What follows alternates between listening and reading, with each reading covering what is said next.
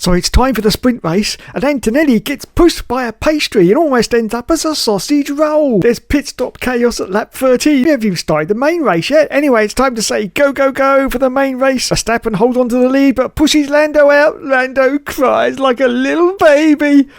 Oh God.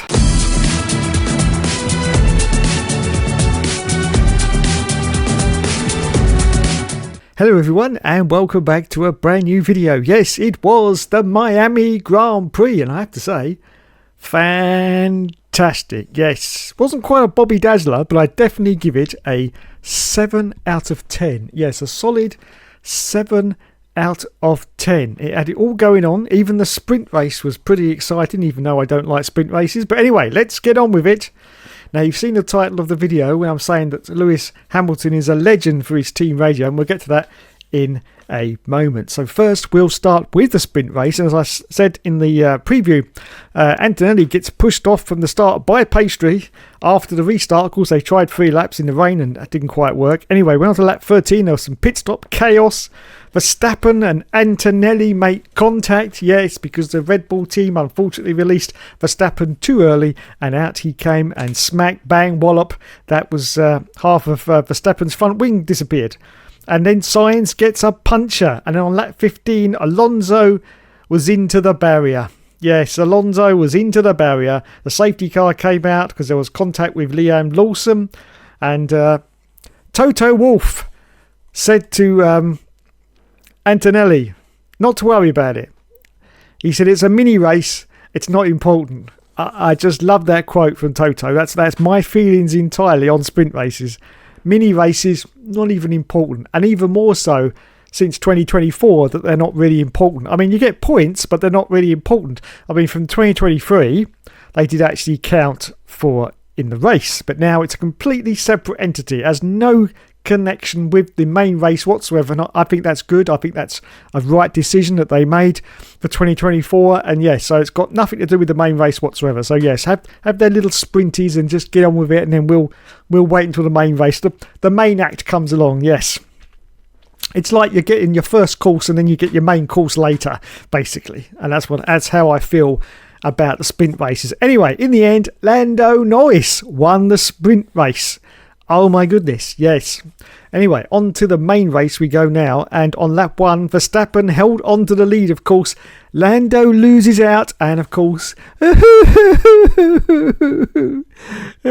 tears came out because he started crying like a bitch. Yes, saying that he was pushed out. Personally, I don't see it myself. That was Max Verstappen being Max Verstappen. It was very, very aggressive, but that's how he drives. It was aggressive, but yeah, I mean, he didn't get any penalty for that whatsoever. So the stewards obviously thought as well that, you know, it was a fair. It probably wasn't a fair move, but it was a move, and unfortunately, Lando lost out. Yes, and that was it. And he actually slipped down to 6th position. Yes, 6th position, but Piastri was there, and it looked very much like he was going to catch up very, very quickly. Those McLarens, I have to say, at the moment, look unbeatable. And last week, with my video, I backed Piastri for the title, the World Championship, and I stand by that today.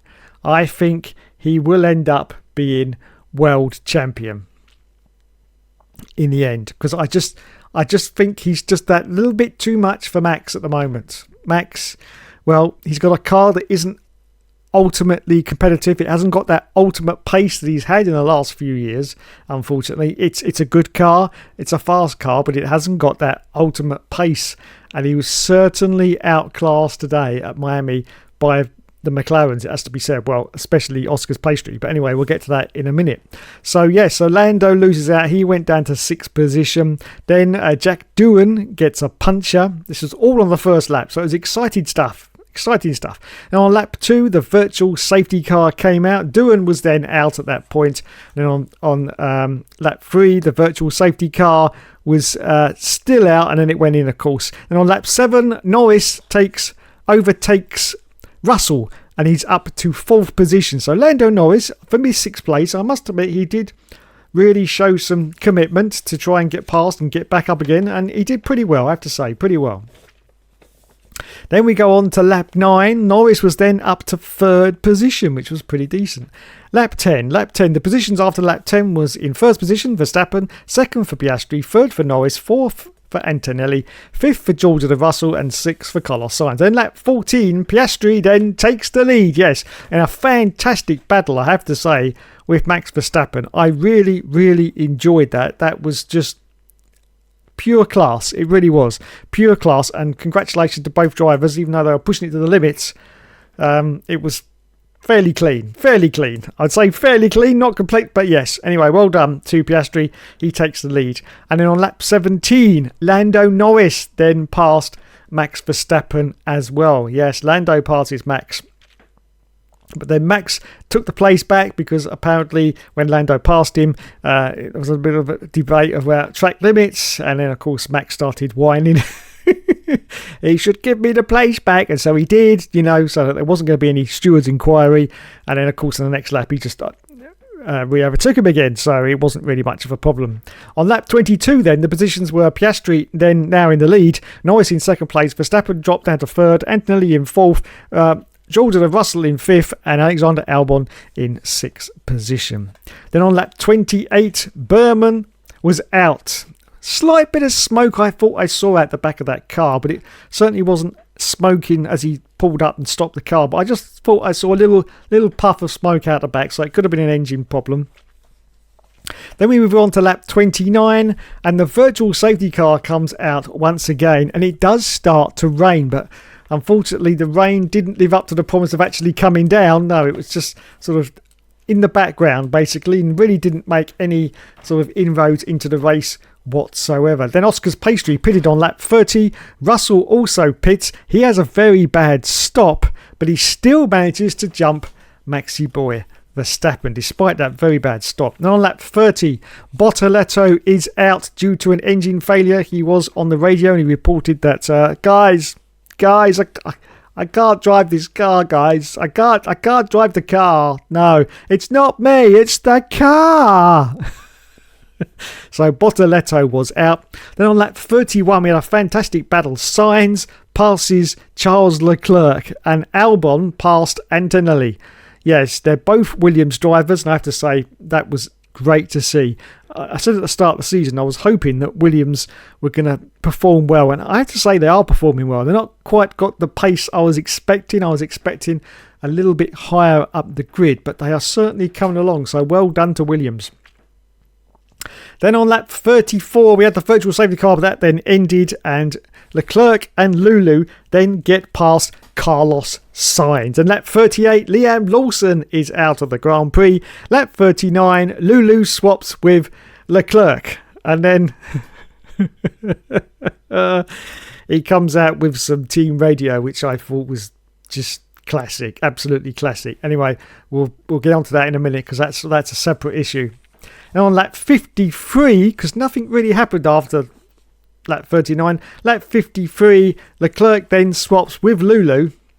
And I'll still get to that in a moment. And on lap 53, Lulu says something else as well, which I shall get to at the end. On lap 57, Oscar's Pastry wins the race. So Piastri was in 1st place, Norris in 2nd, Russell was 3rd, Verstappen was in 4th, Albon was in 5th, and Antonelli was in 6th position. So that was the Grand Prix. It was pretty exciting, I have to say. There was quite a lot of battles going on. Drivers actually racing with each other, which is great to see, I have to say. Drivers racing with each other, so I was very, very happy. Okay, now we go on to Lulu. I'm just going to play you some edited highlights of the team radio between Lewis Hamilton and Ferrari. Now, obviously I can't show you any picture footage because that is owned by the FIA. I might even get a copyright for doing the sound, but anyway, I shall put a picture on screen with the sound. It only lasts 1 minute. So here is all the team radio edited down, apart from one bit that's missing, which I'm going to talk to you about in a moment, from Lewis Hamilton's team radio. I'm just burning up my tyres behind him. Understood. You want me to just sit here, salt the whole race? I'll come back to you. want to keep the DRS to chance and go ahead like this. It's behind 1.5. You guys, this is not good teamwork, that's all I'm going to say. In China, I got out of the way when you're on a different strategy. Understood. We swap the cars. Have a tea break while you're at it. Come on. We swap the cars in turn 17. And then to give Hamilton a chance on medium.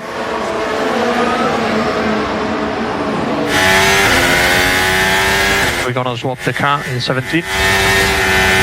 So you don't think I might catch up or what? Yes. We are seeing Antonelli. Let's try to get him, and then otherwise we are going to lose more time than anything. Then we discuss after the race.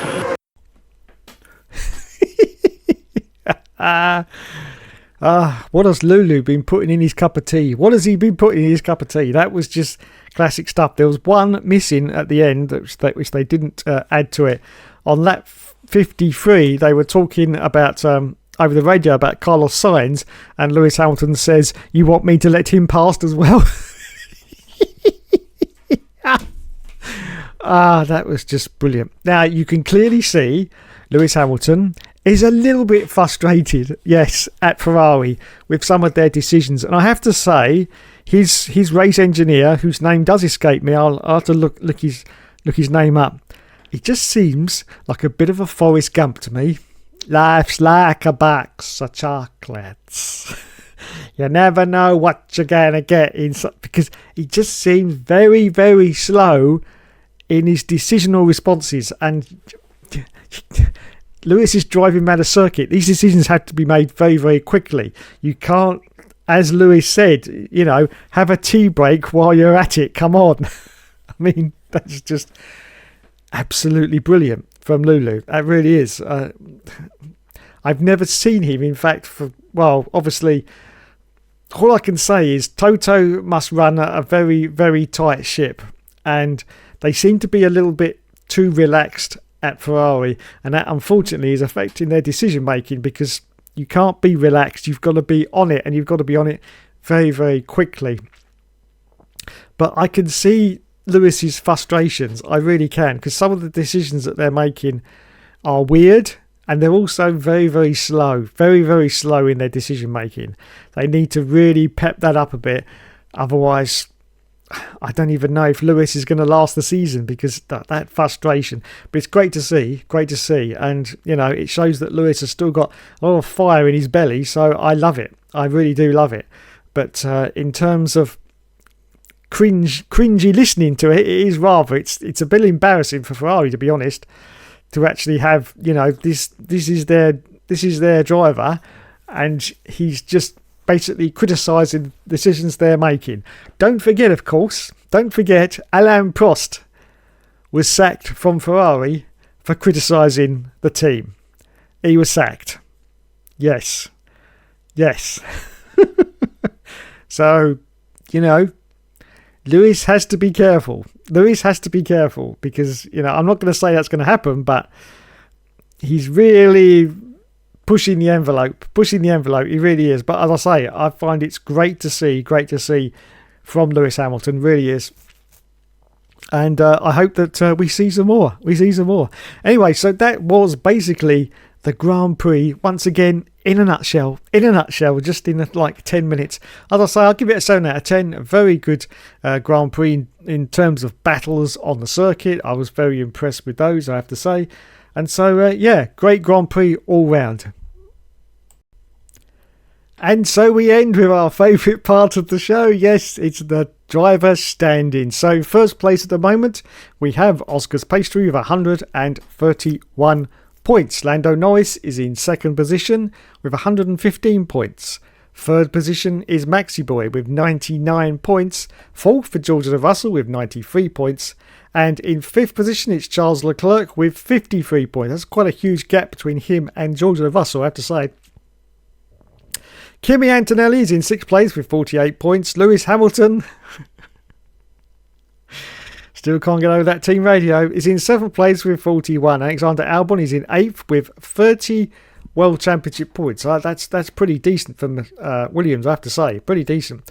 SD Bestie's in 9th place with the Haas Ferrari with 14 points. Lance Stroll is also in 10th position with 14 points. 11th place, it's Yuki Tsunoda. And in 12th position, it's Pierre Gasly. 13th place, it's Carlos Sainz. 14th is Nico Hulkenberg, and he's got 6 points. Carlos Sainz has got 7, of course. And in 15th position, it's Oliver Behrman with 6 points. 16th for Isaac Hajar with 5 points. And here are the non-finishers. Fernando Alonso. Well, not the non-finishers, but the ones with no points. Fernando Alonso, who, of course, I forgot to mention, spun during the race. That was a bit painful to watch. That is definitely not the Fernando Alonso of old. And I'm just not quite sure whether his commitment's going to still be there for next season. I don't know. We'll have to see what happens there. Liam Lawson, no points in 18th place. Jack Doohan, no points in 19th place. And bringing up the rear, guys, I can't drive this car. Surely that's what you paid to do. Is Gabriel Bortoleto. Unfortunately, he looks like he's going to become the new Valtteri Bottas at this rate. He could be. Neil Parr at the moment. Yes.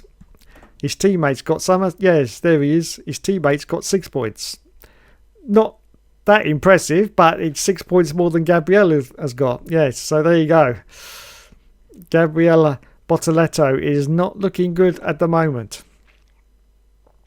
And of course, don't forget, next year that team becomes Audi, and there could be more driver changes. I'm not quite sure what's going to happen there because, you know, Audi might want even more fresh new blood in there. Because let's face it, Nico Hulkenberg is not fresh new blood, is he? Christ, he's been driving for years, hasn't he, really? Super subbing for years as well. So, yeah, don't know what's going to happen there. But anyway, that is the driver racing points. I know someone just loves it when I do that. So there you go. That's just for you. Anyway, thanks so much for watching, everyone. You have been awesome as always. Let me know in the comments what you thought of the race. Whether you thought it was a 7 out of 10 or maybe you thought it was a 10 out of 10. Maybe you thought it was a Bobby Dazzler of a Grand Prix. I'll say I thought it was pretty decent all round. I can't give it much more than that because there wasn't any crashes, which is why I like the best. Yes, the crashes.